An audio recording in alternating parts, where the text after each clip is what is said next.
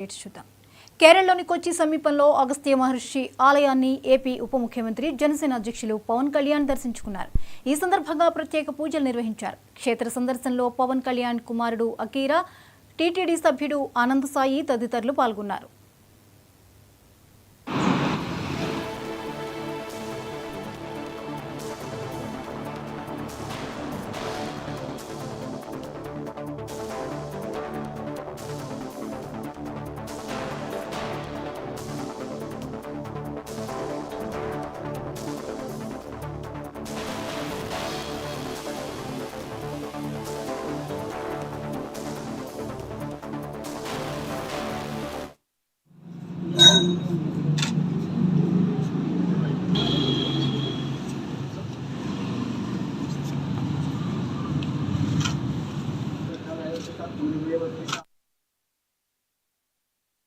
అగస్త్య మహర్షి ఆలయాన్ని ఏపీ ఉప ముఖ్యమంత్రి జనసేన అధ్యక్షులు పవన్ కళ్యాణ్ దర్శించుకున్నారు. ఈ సందర్భంగా ప్రత్యేక పూజలు నిర్వహించారు. క్షేత్ర సందర్శనలో పవన్ కళ్యాణ్ కుమారుడు అకీరా, టీటీడీ సభ్యుడు ఆనంద్ సాయి తదితరులు పాల్గొన్నారు. ఈ అంశంపై మరిన్ని అప్డేట్స్ ని స్పెషల్ కరెస్పాండెంట్ సాంబశివరావు అందిస్తారు. సాంబశివరావు, చెప్పండి, పవన్ కళ్యాణ్ చేస్తున్న ఈ పర్యటన ఎలా సాగుతోంది? దీనికి సంబంధించిన వివరాలు ఏంటి? జ్యోతి, మనం చూసుకున్నట్లయితే కనుక రాష్ట్ర ఉప ముఖ్యమంత్రి జనసేన పార్టీ అధ్యక్షుడు పవన్ కళ్యాణ్ అయితే కేరళ, తమిళనాడు రాష్ట్రాల్లో పలు పుణ్యక్షేత్రాలను సందర్శించుకునేందుకు అయితే యాత్రకి ఈ రోజు శ్రీకారం చుట్టారు. ఇందులో భాగంగానే కేరళ సమీపంలో ఉన్నటువంటి కేరళలో ఉన్నటువంటి కొచ్చి ఆశ్రయానికి ఆయన ఉదయం చేరుకోవడం జరిగింది. అక్కడి నుంచి ఆయన నేరుగా కొచ్చి సమీపంలో ఉన్నటువంటి అగస్త్య మహర్షి ఆలయాన్ని కూడా ఆయన దర్శించుకున్నటువంటి పరిస్థితి. కొచ్చి సమీపంలో ఉన్నటువంటి అగస్త్య మహర్షి ఆలయాన్ని సందర్శించిన క్రమంలో ఆయనతో పాటు ఆయన కుమారుడు అకీరా, అదేవిధంగా టీటీడీ సభ్యుడు ఆనంద్ సాయి కూడా ఆయనతో పాటు పాల్గొనడం జరిగింది. అక్కడ ప్రత్యేకమైనటువంటి పూజలు, అగస్త్య మహర్షి ఆశ్రమంలో ఉన్నటువంటి దైవానికి ప్రత్యేక పూజలు కూడా నిర్వహించడం కూడా జరిగింది. ఇక్కడ నుంచి కూడా ఆయన నేరుగా కూడా అక్కడ తిరువనంతపురం అనంత పద్మనాభ స్వామి ఆలయానికి అయితే ఆయన బయలుదేరినట్టుగా కూడా మనకు తెలుస్తుంది. ఇక్కడ ఈ రోజు మొత్తం కూడా కేరళలో ఉన్నటువంటి వివిధ పుణ్యక్షేత్రాలకు ఆయన వెళ్ళబోతున్నట్టుగా తెలుస్తుంది. అన్ని చోట్ల కూడా ఇదే విధంగా అన్ని చోట్ల దైవాన్ని దర్శించుకుని అక్కడ ప్రత్యేక పూజలు నిర్వహించడం. ఈ క్రమంలో మనం చూసుకున్నట్లయితే కనుక పవన్ కళ్యాణ్ దీక్ష టైంలో వేసుకునేటటువంటి దుస్తులను కూడా ఆయన ప్రత్యేకంగా వేసుకోవడం కూడా జరిగింది. దర్శన సమయంలో ఆయన దీక్ష దుస్తులతోనే కాకుండా ప్రయాణ సమయంలో కూడా దీక్ష దుస్తులతోనే ఆయన ఉన్నట్టుగా కూడా మనకి ఆ వీడియోలో, ఫోటోలు కూడా ఉన్నటువంటి పరిస్థితి. మొత్తంగా సనాతన ధర్మానికి సంబంధించి గత కొద్ది రోజుల క్రితం ఆయన చేసినటువంటి వ్యాఖ్యలకి ఈ పర్యటన అయితే మాత్రం అందరూ కూడా ఆశాంతం ఆకర్షించే విధంగా ఈ పర్యటనలో పవన్ కళ్యాణ్ ఏం చెప్పబోతా ఉన్నారు, పర్యటన అనంతరం ఏం ప్రకటన చేయబోతా ఉన్నారు, వీటన్నిటిని కూడా ఆయన ఏం చెప్తాడనేది మాత్రం ప్రజలైతే మాత్రం ఎదుర్కొస్తున్నటువంటి పరిస్థితి. పవన్ కళ్యాణ్ అయితే ప్రత్యేకంగా ఈ దేవాలయాల దర్శనానికి సంబంధించి తర్వాత ఏం జరగబోతుంది అనేది మాత్రం ఎక్కడ కూడా ఏం మెన్షన్ చేసినటువంటి పరిస్థితి లేదు.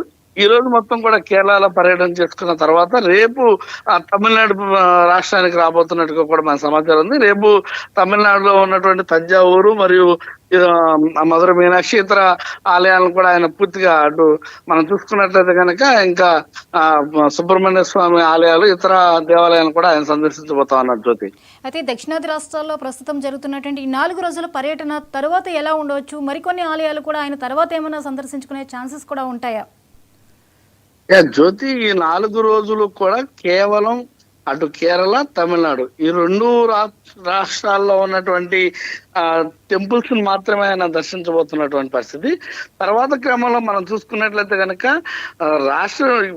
మన ఫస్ట్ ఆయన తిరుమలకు సంబంధించినటువంటి అంశంలో సనాతన ధర్మానికి ఒక బోర్డు కావాలంటూ కూడా గతంలో ప్రస్తావన చేసినటువంటి పరిస్థితి మన అందరికీ తెలుసు. కాబట్టి సనాతన ధర్మం వైపు తన అడుగులు ఉంటాయని కూడా ఆయన చెప్పినటువంటి పరిస్థితి. ఆ సనాతన ధర్మం వైపు నిలబెట్టేందుకైతే ఈ 2 రాష్ట్రాల్లో పర్యటించడం, ఆంధ్రప్రదేశ్ లో పర్యటించడం అనేది ఒకటే చాలినటువంటి పరిస్థితి. మొత్తంగా మనం చూసుకున్నట్లయితే దేశవ్యాప్తంగా ఉన్నటువంటి పుణ్యక్షేత్రాలన్నీ కూడా పవన్ కళ్యాణ్ సందర్శిస్తారని కూడా మనకు సమాచారం ఉంటుంది. అంతా కూడా అంటే అటు పీఠాధిపతులు, మఠాధిపతులను వాళ్ళని కూడా కలిసేటటువంటి అవకాశం కూడా లేకపోలేదు.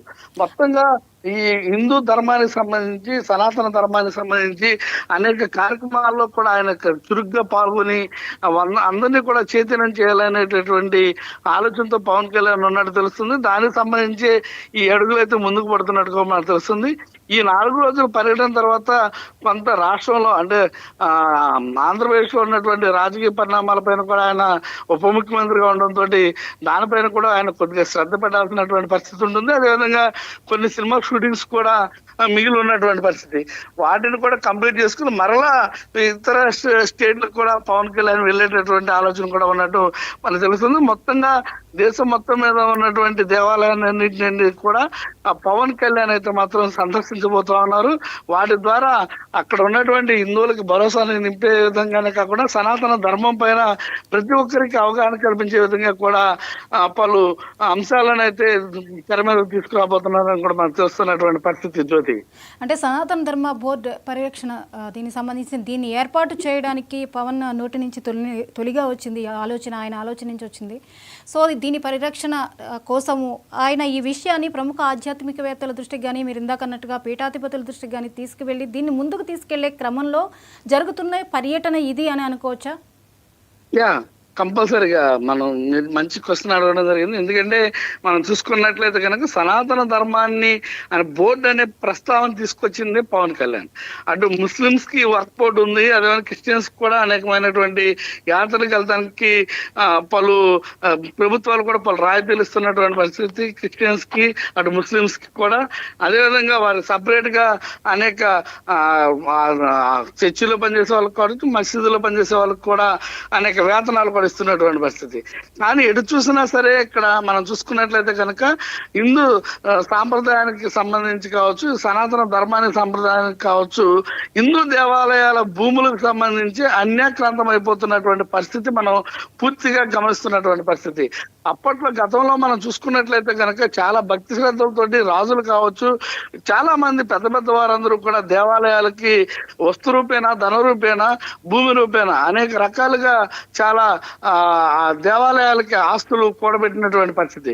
కానీ ప్రస్తుతం మనం చూసుకున్నట్లయితే ఆ భారతదేశంలో ఉంటూ కూడా భారతదేశానికి సంబంధించినటువంటి దేవాలయాల సనాతన ధర్మాన్ని కాపాడుకోవాల్సినటువంటి ప్లేస్ లో అనేక ఇబ్బందులు ఏర్పడడం, అదేవిధంగా వాటన్నిటినీ కూడా అధిగమించాలంటే కూడా ఒక నాయకుడు అనేవాడు లేకపోవడం, రకరకాలుగా ఉండటంతో దానికి సంబంధించి సనాతన ధర్మాన్ని నిలబెట్టాలి అని పవన్ కళ్యాణ్ పూనుకోవడం అనేది మాత్రం అందరూ కూడా ఆశిస్తున్నటువంటి విషయం. దీనికి సంబంధించి కంపల్సరిగా అటు పీఠాధిపతులు కావచ్చు, ఎవరైతే సనాతన ధర్మం గురించి పోరాడుతున్నారో వాళ్ళందరినీ కూడా కలుపుకుని ముందుకెళ్లేటటువంటి ఆలోచన పవన్ కళ్యాణ్ దగ్గర ఉంది.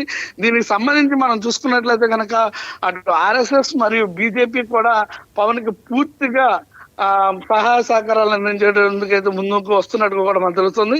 కాబట్టి పవన్ కళ్యాణ్ వేసేటటువంటి ప్రతి అడుగులో కూడా అటు బీజేపీ భాగస్వామ్యం కాబోతుందని కూడా అటు కొంతమంది విశ్లేషకులు కూడా ఇప్పటికే చాలా చర్చా వేదికల్లో చెప్పినటువంటి పరిస్థితి. పవన్ కళ్యాణ్ ఎప్పుడైతే సనాతన ధర్మం బోర్డు కావాలని అన్నారో అది అటు మహారాష్ట్ర కావచ్చు, ఇటు తమిళనాడు, ఇతర ఉత్తరాది మరియు ఈశాన్య దక్షిణాది రాష్ట్రాల్లో కూడా పూర్తిగా పవన్ ఇమేజ్ అమాంతం పెరిగినటువంటి పరిస్థితి.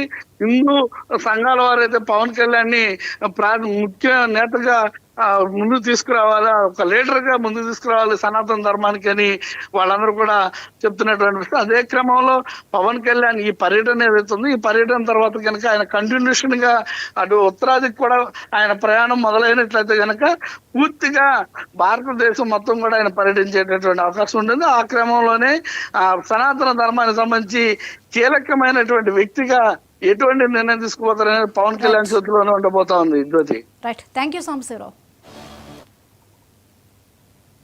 నంద్యాల జిల్లా